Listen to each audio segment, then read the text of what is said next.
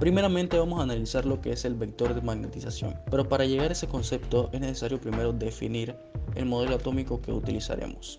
Y utilizaremos el modelo atómico en donde los electrones giran alrededor de un núcleo. Si tenemos presente ese movimiento de los electrones girando alrededor de un núcleo, vamos a destacar dos movimientos que ocurren simultáneamente, pero que los vamos a separar por ahora. Vamos a tener el primero, que es el de los electrones orbitando alrededor de un núcleo, y el segundo de los electrones girando sobre su propio eje, a lo que llamamos un spin. Si tenemos en mente que estos dos movimientos ocurren de forma simultánea, vamos a producir un campo magnético producto de estos dos movimientos. Este campo magnético va a ser uno que ya conocemos y es el producido por un lazo de corriente. Ahora, el campo magnético del lazo, que es equivalente al producido por los dos movimientos, sabemos que tiene un momento magnético. Este está representado por I, por la corriente, por A, el área. Sin un campo magnético externo, los momentos magnéticos estarían mirando en direcciones aleatorias, de forma que sin un campo magnético externo se cancelarían entre sí, por lo que su momento magnético en total daría 0. Sin embargo, si aplicamos un campo magnético, lo que pasaría es que estos distintos momentos magnéticos del material se alinearían con el campo magnético externo, de forma que esta vez no se hace 0. Pero a todo esto, ¿qué todos estos conceptos tienen que ver con el vector de magnetización?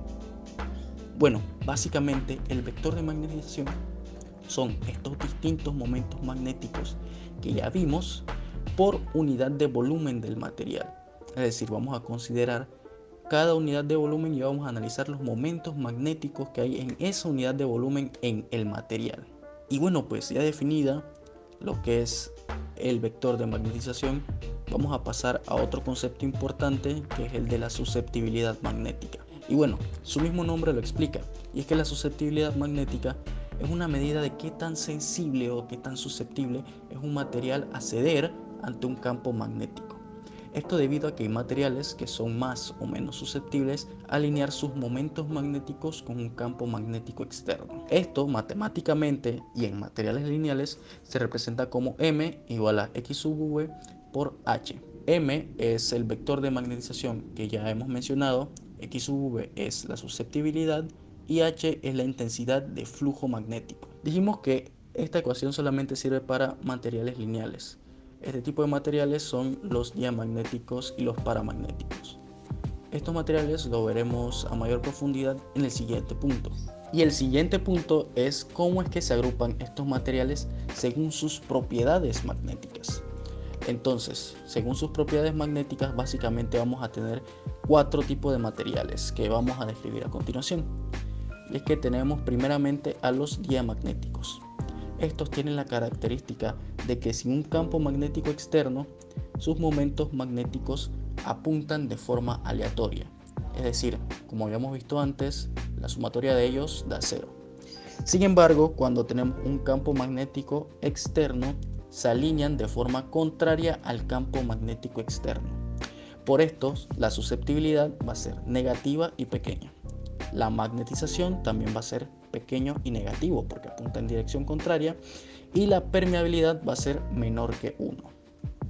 El siguiente tipo de material son los paramagnéticos. Al igual que en el anterior, sin un campo magnético externo, los momentos magnéticos de este tipo de materiales van a apuntar aleatoriamente. Pero con un campo magnético externo, los momentos magnéticos van a alinearse de forma paralela al campo magnético, es decir, van a apoyarlo. Por esta razón, su susceptibilidad va a ser positiva, al igual que su vector de magnetización, ya que apunta en la misma dirección que el campo magnético. Además, su permeabilidad va a ser mayor que 1. Ahora vamos a hablar de los ferromagnéticos. Los ferromagnéticos tienen una peculiaridad, y es que los momentos magnéticos están organizados en lo que llamamos dominios, que son, digamos, como partituras, podemos decir, dentro del mismo material. Cuando hay un campo magnético externo, los dominios se alinean con el campo. ¿Qué es lo que va a provocar esto? Que el campo se intensifique dentro del material. ¿Esto por qué? porque dentro del material tenemos los dominios que van a retener ese campo magnético y por eso se va a intensificar dentro del material. Por esta misma razón, también el vector de magnetización, además de ser positivo, va a ser muy grande. Igual su susceptibilidad y su permeabilidad va a ser mucho mayor que 1. Por esta razón de que se intensifica el campo dentro del material. Por último, y digamos una extra, tenemos a los ferrimagnéticos. Digo que los ferrimagnéticos son un extra debido a que los ferrimagnéticos se comportan prácticamente igual que los ferromagnéticos. Sin embargo, estos tienen una peculiaridad, y es que estos materiales pueden convertirse en imanes permanentes. Por todo lo demás, sus propiedades son muy similares a los campos magnéticos, a los ferromagnéticos. Pero cuando tenemos un ferrimagnético en presencia de un campo magnético, estos van a alinearse. Sin embargo, algunos de los momentos magnéticos, cuando deja de estar ese campo magnético externo, no se anula. ¿Esto por qué? Debido a que los iones no tienen los mismos momentos magnéticos. Por lo tanto, aunque van a apuntar en direcciones opuestas, no se van a anular porque no tienen la misma magnitud. Esto, ¿qué es lo que provoca? Que ese campo magnético externo que se haya aplicado a los ferrimagnéticos va a producir un campo magnético permanente en ese material ferrimagnético, por lo que se vuelve un imán permanente. Temperatura de Curie. La temperatura de Curie, en ocasiones también llamado punto de Curie, son metales con propiedades magnéticas las cuales las pierden al ser calentados. Es decir, es la temperatura por encima de la cual un cuerpo ferromagnético pierde su magnetismo, comportándose como un material puramente paramagnético. Ejemplo, el hierro lo pierde a 770 grados Celsius y el níquel a 360 grados Celsius. La curva de imantación del ciclo de histéresis. Se magnetiza en una dirección un material ferromagnético, sin embargo, no vuelve de nuevo a magnetización cero cuando cesa el campo magnético impulsor. Debe ser impulsado hacia atrás de nuevo a cero mediante un campo en dirección opuesta, ya que la reorientación de los dominios no es completamente reversible, quedando una imantación remanente en el material y el material queda convertido como un imán permanente. Y así es como se explica la curva, el comportamiento de la curva de imantación del ciclo de histéresis. Ahora hablemos de los superconductores. Si el mercurio se enfriara por debajo de los 4.1 grados Kelvin, pierde toda su resistencia eléctrica. Este descubrimiento de la superconductividad fue hecho por H. Kamerlingh Onnes en 1911 y fue seguido por la observación de otros materiales que exhiben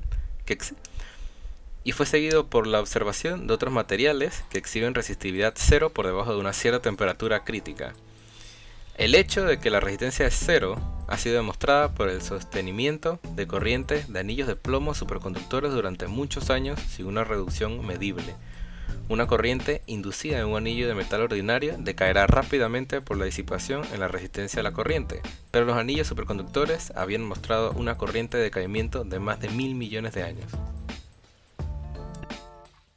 Ok, vamos a explicar las analogías que existen entre un circuito eléctrico y un circuito magnético. Como ya sabemos, el circuito eléctrico nos sirve para modelar el comportamiento de la corriente a través de un conductor, esta corriente producida por una fuente. Estas fuentes de voltaje o fuerza electromotriz, la corriente y la resistencia.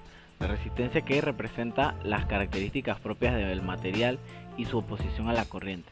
Analógicamente, nosotros podemos hacer un circuito magnético basado en las propiedades ferromagnéticas de un material, que en este caso sería más o menos como nuestro conductor, donde nuestra fuerza electromotriz no va a ser directamente una fuerza electromotriz, no va a ser un voltaje, sino que va a ser una fuerza magnetomotriz que va a ser producida por una espira que tiene corriente.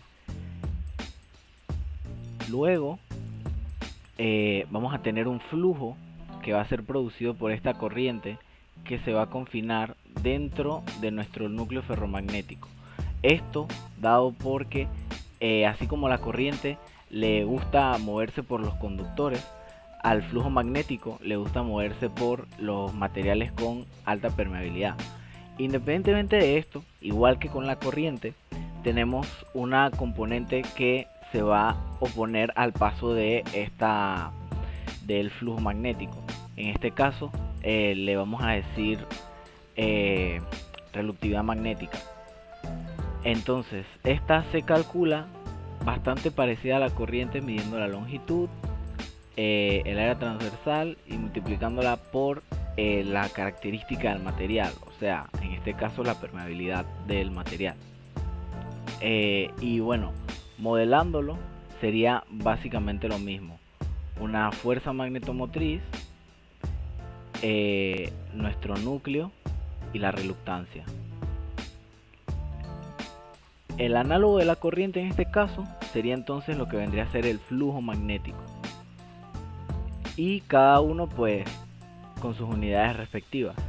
El flujo se mide en Webers, la fuerza magnetomotriz se mide en amperios vuelta, y esto dado a su definición, que se infiere directamente de multiplicar la magnitud de la corriente que pasa por ahí por el número de vueltas de la bobina, y la reluctancia, que se mide en amperios vuelta sobre Weber.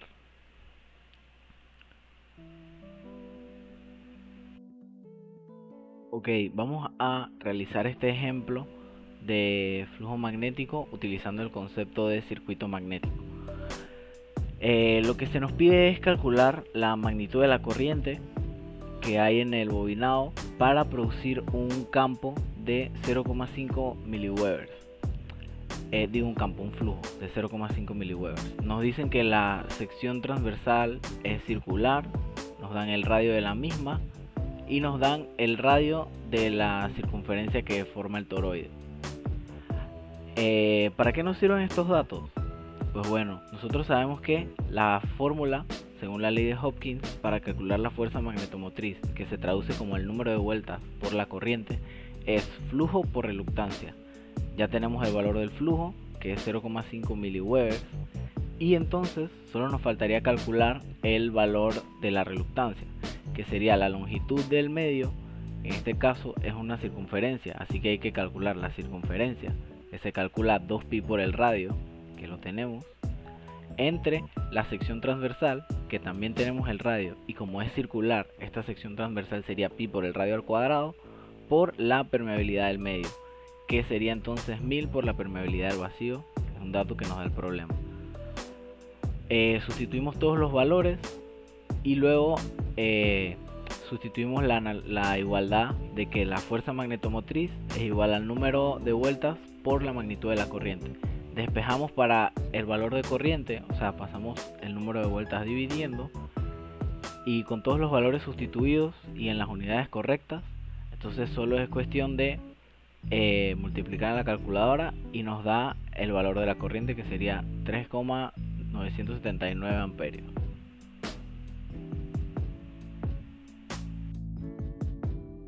En este segundo ejemplo vamos también a encontrar la corriente que se produce la corriente que necesitamos para que se produzca un campo. En este caso no es directamente un flujo, es un campo de 0,5 teslas. Pero antes el problema nos pide que calculemos la reluctancia total, es el primer inciso. ¿Por qué la reluctancia total? Porque nosotros tenemos nuestro material ferromagnético, nuestro núcleo, pero está recortado en esta sección. O sea, lo agarraron y lo cortaron. Y bueno, pues tenemos que calcular cómo se moverá el flujo y la reluctancia total. Esto modelado es sencillo.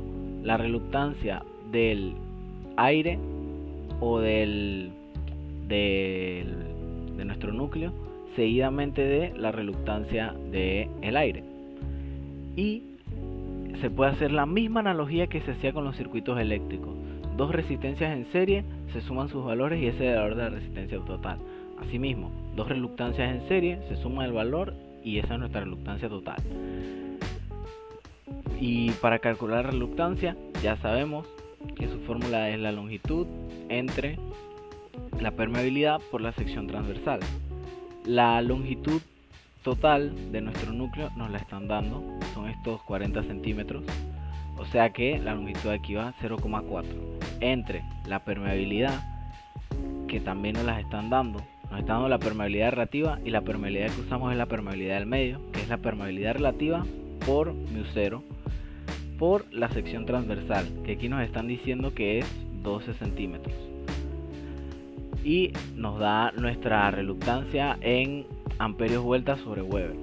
Ahora, la otra reluctancia, que es la del aire, sería la longitud, que serían 0,05 centímetros, por, como es el vacío, es el aire, solamente usamos la permeabilidad del aire, pero en este caso no podemos usar el área de la sección transversal porque las líneas de campo, como está en el aire, siempre van a haber unas que se salen y buscan entrar de vuelta.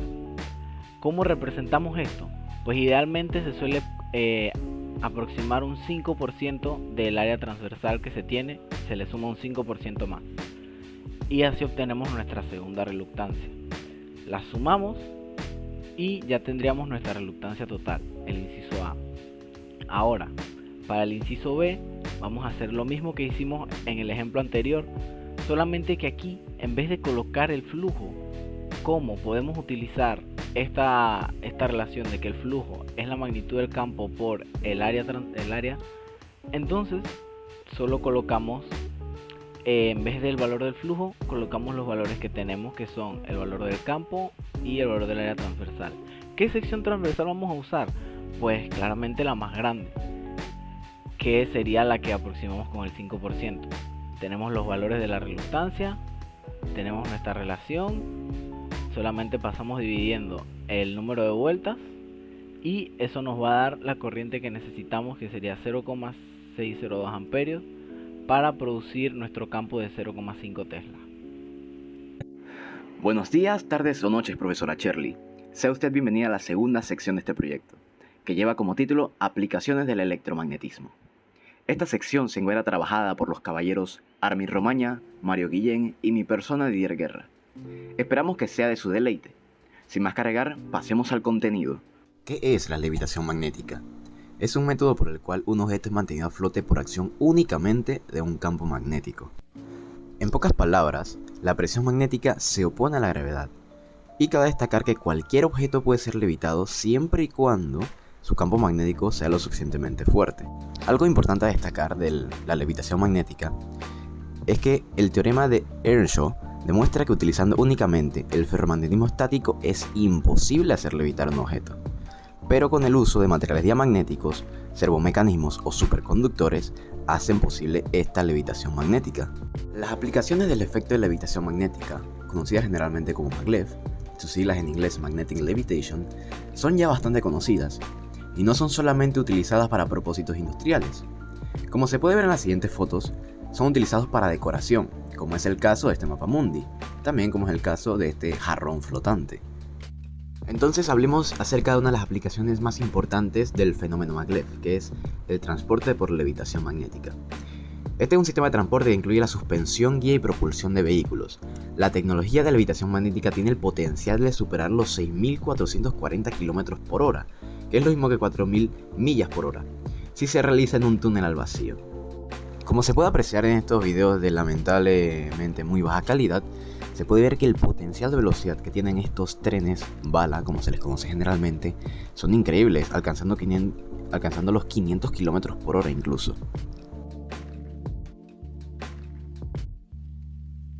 Los trenes de levitación EDS.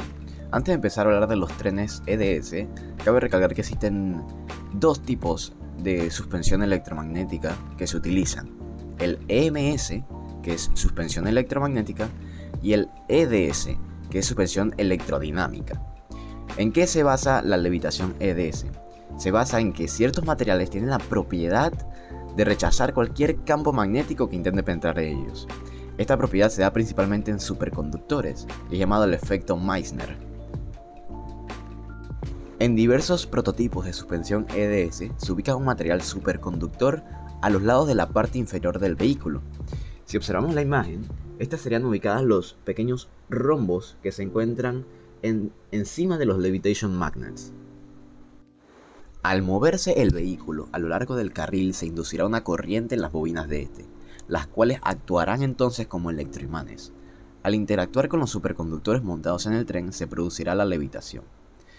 Debido a esto, la fuerza de levitación es cero en ese momento, y por eso es necesario que los trenes de levitación magnética tengan ruedas neumáticas, ya que antes de que se produzca cierta velocidad, las ruedas están en el suelo. Cuando se produce cierta velocidad, nuestro tren empieza a levitar.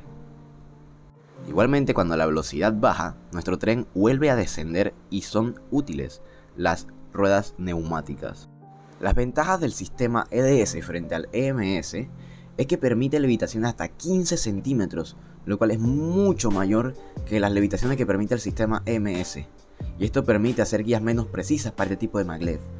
Y también los protege de daños, de pequeñas deformaciones que los terremotos puedan producir. Entonces, ¿cuál es el gran inconveniente de los trenes de levitación EDS? El gran problema es que este sistema utiliza superconductores, y estos superconductores provocan grandes campos magnéticos dentro del vehículo, donde se encuentran los pasajeros. Debido a esto, deben ser aislados de la radiación magnética para no perjudicar la salud de los pasajeros. Tener este aislamiento es importante, ya que está comprobado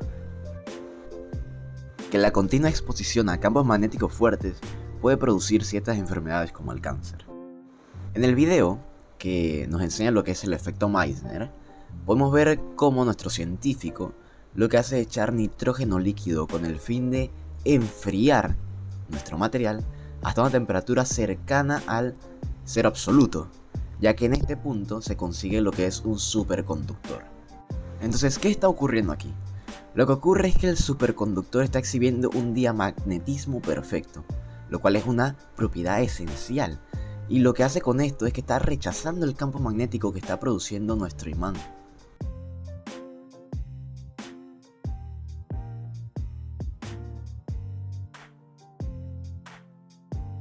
El principio de la guía lateral. Además del sistema de levitación magnética, un sistema de guía lateral que asegure que el vehículo no roce el carril guía como consecuencia de perturbaciones externas que pueda sufrir. En nuestro sistema EDS, que es el que estamos desarrollando, son los superconductores y las bobinas de levitación los encargados de la guía lateral del tren.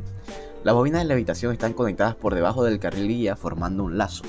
Así pues, cuando el vehículo se desplaza lateralmente, una corriente se induce en este lazo, lo que da como resultado una fuerza repulsiva del lado más cercano de las bobinas de levitación, obligando al vehículo a centrarse. Ahora hablemos acerca de la propulsión de nuestro vehículo, o en este caso el tren maglev. Ok, el tren maglev tiene un sistema de propulsión con un estator en un circuito de bobinas sobre la vía, por el cual circula una corriente alterna trifásica controlada. El rotor está compuesto por las bobinas superconductoras.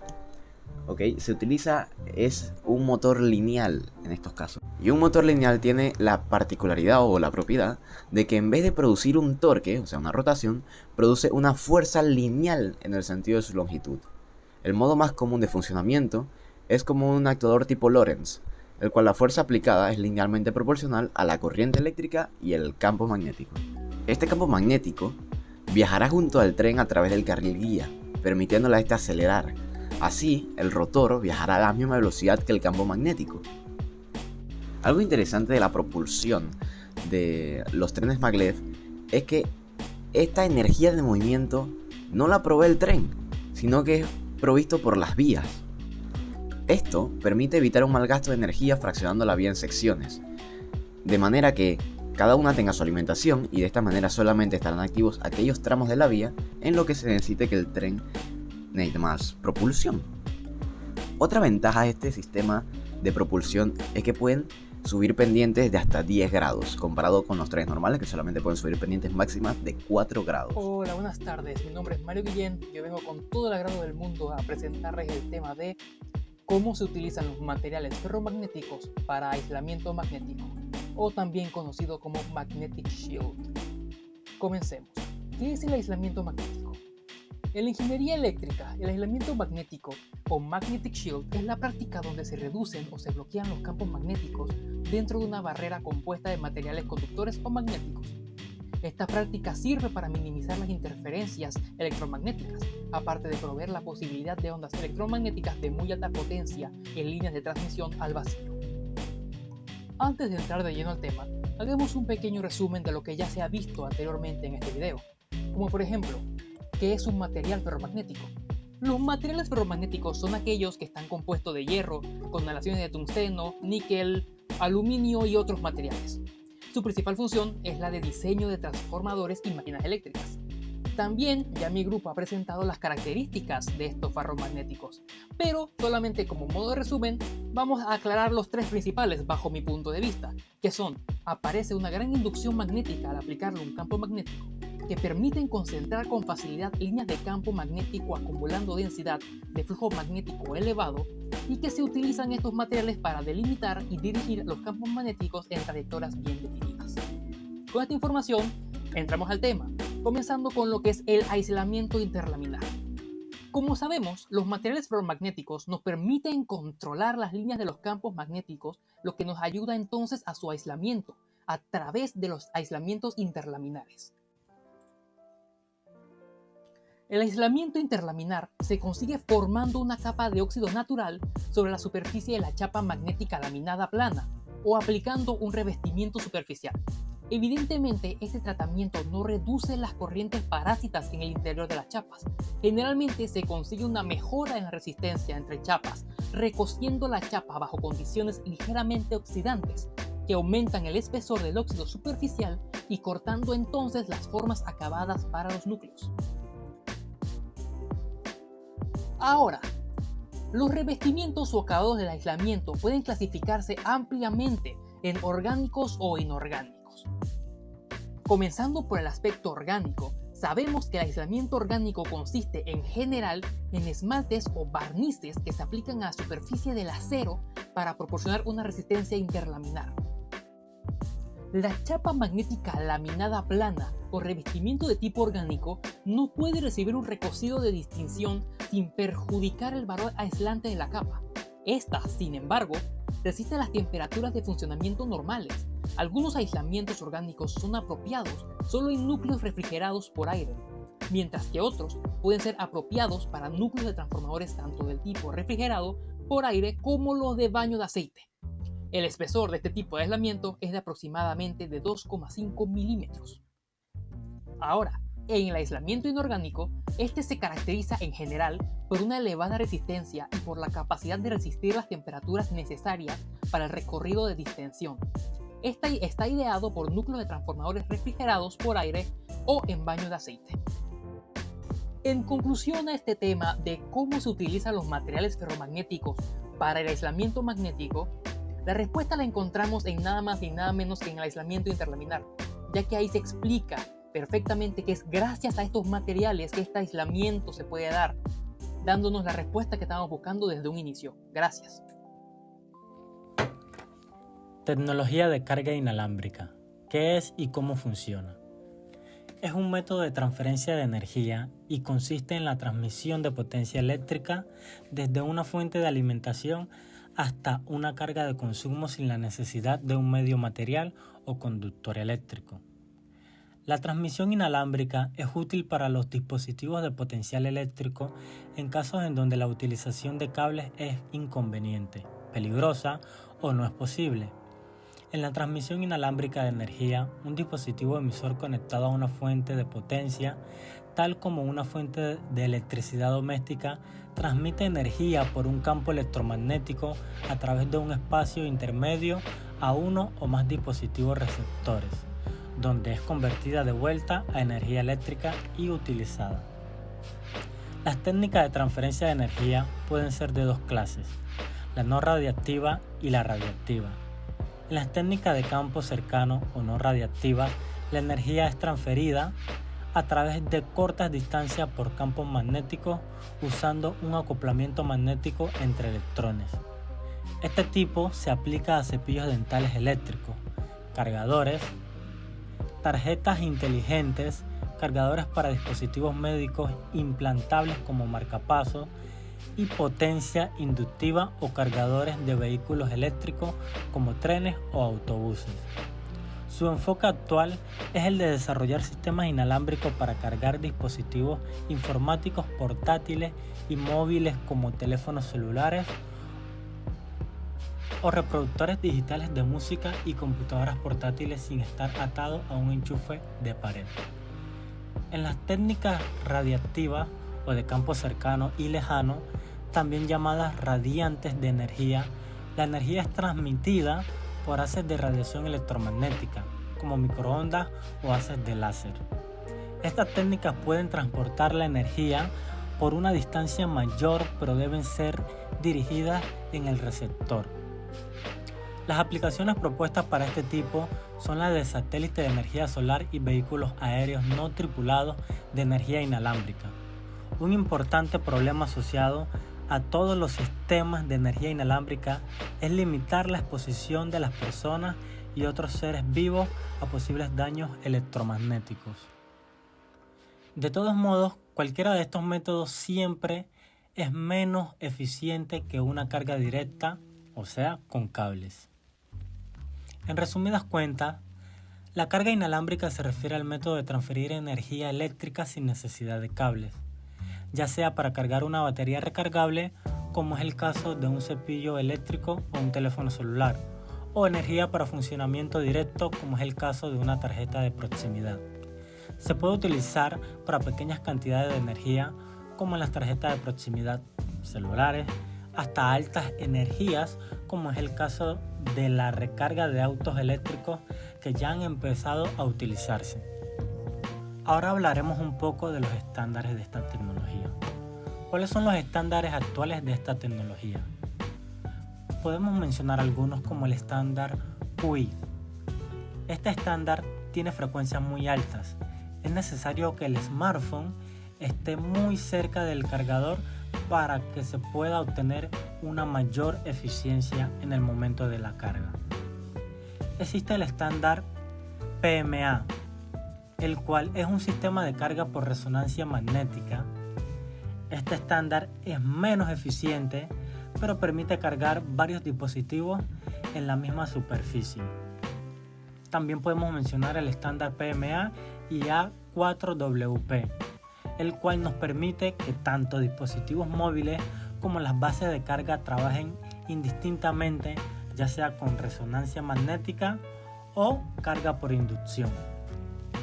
También podemos mencionar el estándar WATOP, el cual carga los dispositivos a una mayor distancia que las tecnologías mencionadas anteriormente, de 1 a 4 vatios a 4 dispositivos simultáneamente en un radio de 5 metros. Y por último mencionaremos el estándar COTA, el cual permite cargar dispositivos hasta con 10 metros de distancia con conexiones inalámbricas como Wi-Fi y Bluetooth. Pero es importante mencionar que esta tecnología es demasiado lenta. Existen compañías y productos que implementan la tecnología de carga inalámbrica.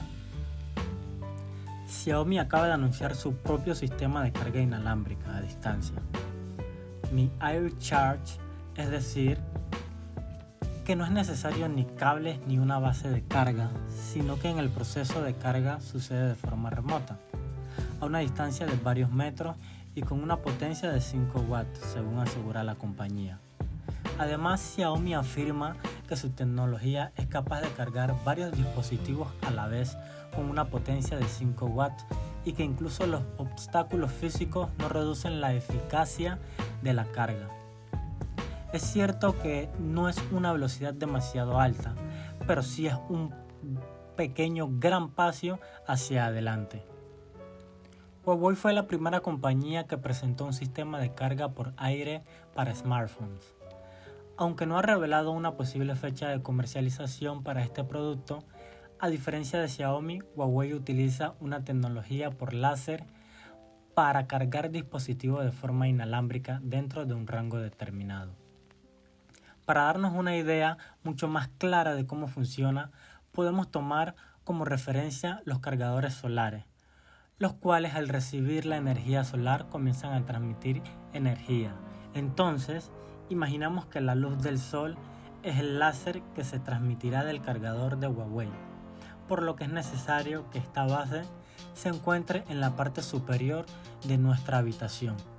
Y esto es lo que nos presenta Huawei con su tecnología Wireless Charge.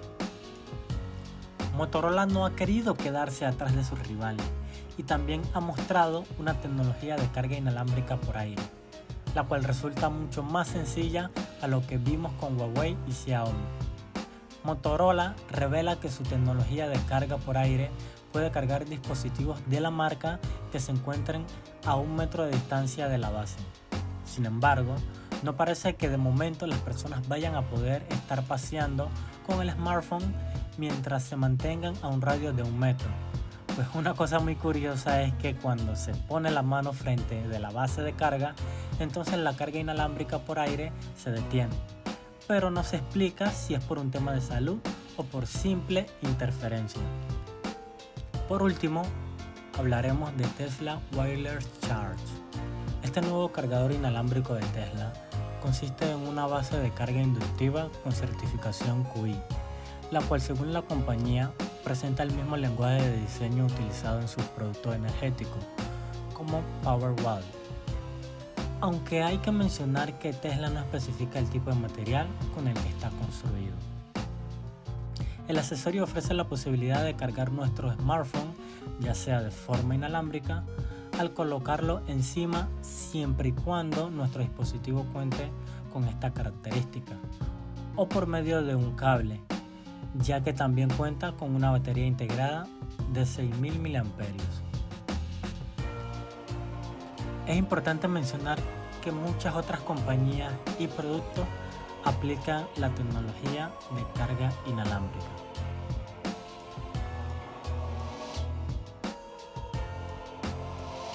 A inicios del siglo XX, el geofísico Bernard Brun quería rastrear el campo magnético de la Tierra a través del tiempo.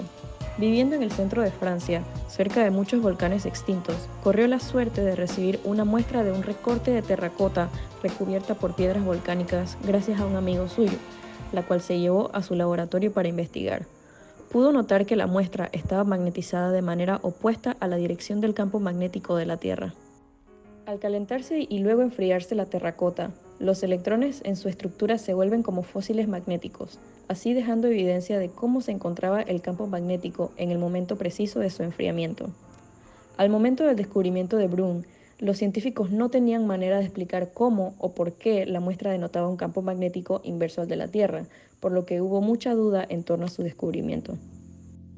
Alrededor de 1950, el tema del campo magnético de la Tierra vio muchos avances debido a la investigación paleomagnética, que examinaba el movimiento de los polos y la deriva continental. Se descubrió que algunas rocas invierten su campo magnético mientras se enfrían, pero la mayoría de las piedras volcánicas magnetizadas preservan la dirección del campo magnético de la Tierra al enfriarse. La Tierra es un imán gigante.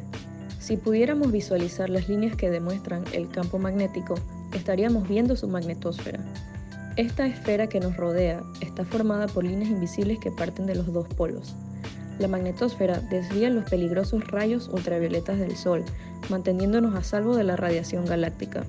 Cuando estos rayos solares chocan con nuestra esfera protectora, las partículas eléctricamente cargadas por el Sol chocan con los átomos gaseosos de la magnetosfera, emitiendo un espectáculo de luces de colores que conocemos como aurora boreal. La magnitud de este campo en la superficie de la Tierra oscila entre 25 y 65 microteslas. Aunque la geometría de los campos magnéticos es bastante compleja, puede simplemente aproximarse por el campo de un dipolo magnético inclinado en un ángulo de aproximadamente 11 grados con respecto al eje de rotación de la Tierra. Este campo magnético es sostenido por las corrientes eléctricas generadas por el movimiento de las corrientes de convección de hierro fundido en el núcleo externo de la Tierra. Con el avance de la ciencia, los científicos han podido enviar satélites al espacio para poder monitorear lo que ha estado ocurriendo con el campo magnético por medio de la matemática. Lo que han logrado entender es que tenemos dos polos principales, pero existen una gran cantidad de campos magnéticos más pequeños peleándose en el interior de la corteza exterior, afectando tanto la orientación como la posición de los polos norte y sur. La velocidad de deriva polar varía, pero en los últimos años el polo más veloz ha sido el polo norte, con una velocidad de desplazamiento de 55 km por año, mientras que el polo sur mantiene una de 9 km por año. Aunque la dirección de estos cambios es imprevisible, la velocidad solía ser constante. Sin embargo, en los últimos años el norte magnético se está moviendo de Canadá a Siberia a una velocidad mucho mayor que la proyectada por los científicos. El campo magnético de la Tierra se ha alternado entre periodos de polaridad normal, como la que actualmente tenemos, y periodos de polaridad inversa. El periodo en el que la polaridad de la Tierra permanece normal o invertida se llama crón, y es un intervalo de tiempo superior a los 200.000 años. También existen los subcrones y las excursiones, que son periodos de inversión más cortos que un crón. Las excursiones son relativamente comunes, pero son vistas como inversiones fallidas, ya que el campo se invierte en la corteza líquida externa, pero no en la corteza sólida interna. Las inversiones son estadísticamente aleatorias. Han ocurrido unas 170 inversiones en los últimos 83 millones de años, y la última, llamada la inversión Brun-Matuyama, ocurrió hace unos 780.000 años. El periodo de transición tiene estimaciones muy variables, pero el consenso está en que la duración de una inversión completa dura típicamente entre 2.000 y 12.000 años. ¿Cómo protege el campo magnético de la Tierra la vida en ella? El campo magnético sirve para que muchas especies animales logren orientarse. Si el campo magnético es afectado, estas pueden perderse, causando problemas en su supervivencia. Un ejemplo sería el de las tortugas que viajan a la misma bahía en Australia para poner sus huevos. Al afectarse el campo magnético, estas se perderían y quedarían viajando a otro lado, poniendo en riesgo la continuidad de su especie. Durante la inversión de los polos magnéticos, el campo se debilita, pero sigue teniendo la fuerza suficiente y necesaria para reflectar la peligrosísima radiación solar. Una hipótesis de Billy McCormack y John Evans en 1969 asumía que el campo magnético de la Tierra desaparece completamente durante las inversiones y argumenta esta posibilidad sugiriendo que la atmósfera de Marte puede haber sido erosionada por la radiación solar al no tener un campo magnético protegiéndola.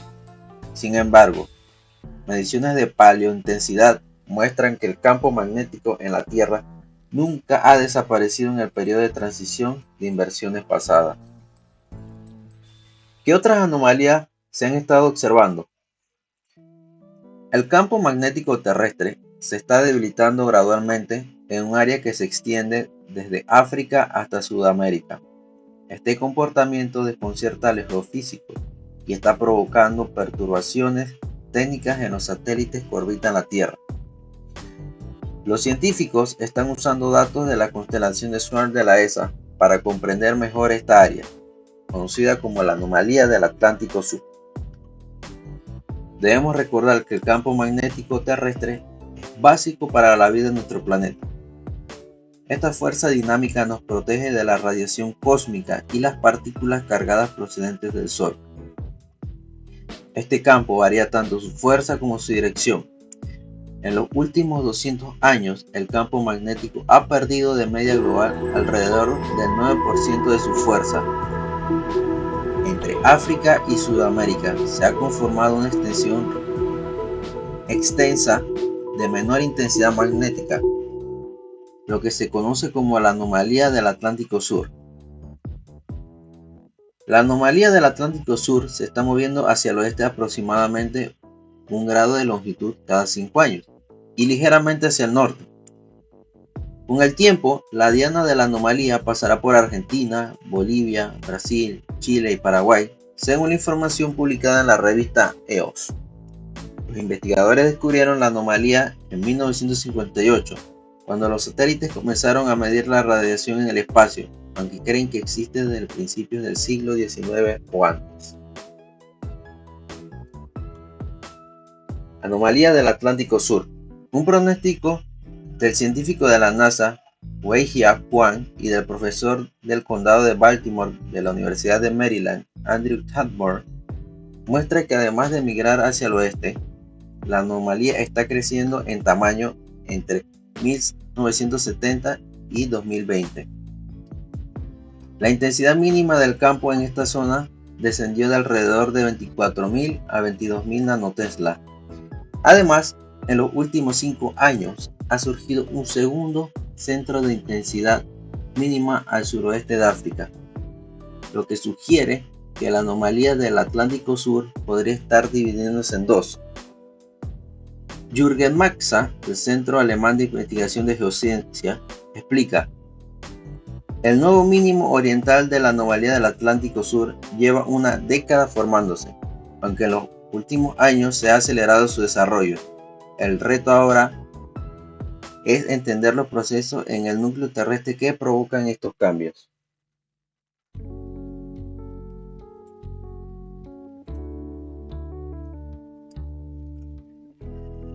La anomalía del Atlántico Sur no es motivo de alarma, sin embargo es más probable que los satélites y otras naves que sobrevuelan la zona experimenten fallos técnicos, dada la mayor debilidad del campo magnético en esa región, lo que permite que las partículas cargadas penetren hasta las altitudes de los satélites en órbita baja terrestre.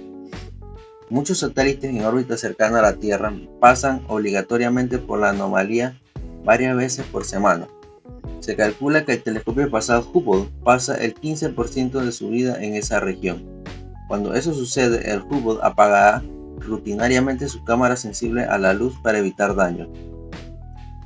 Todavía se realizan estudios para comprender el verdadero impacto que podría tener esta anomalía.